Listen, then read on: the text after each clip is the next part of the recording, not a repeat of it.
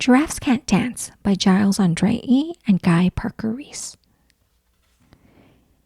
Gerald was a tall giraffe whose neck was long and slim, but his knees were awfully crooked and his legs were rather thin.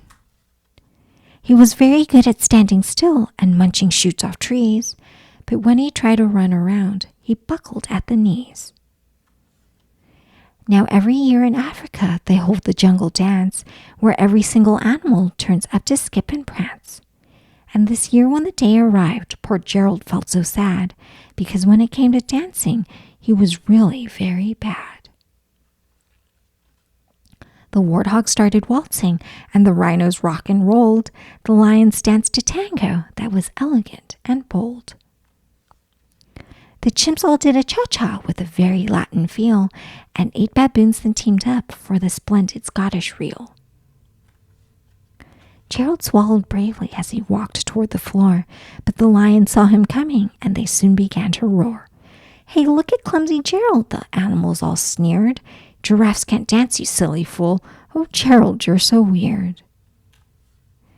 Gerald simply froze up. He was rooted to the spot. "They're right," he thought. "I'm useless. Oh, I feel like such a clod."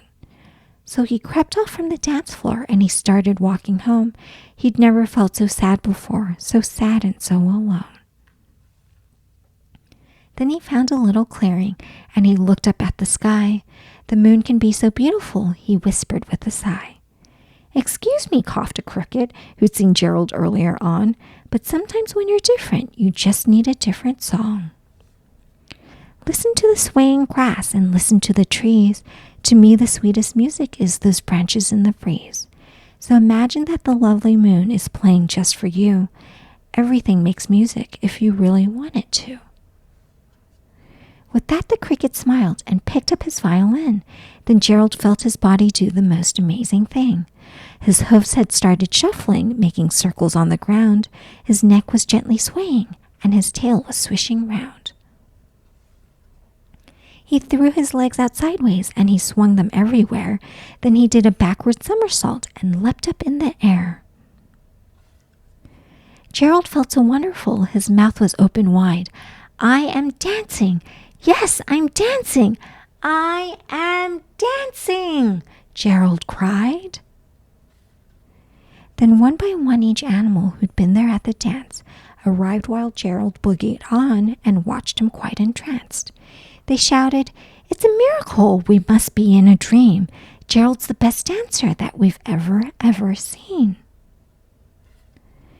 "How did you learn to dance like that? Please, Gerald, tell us how."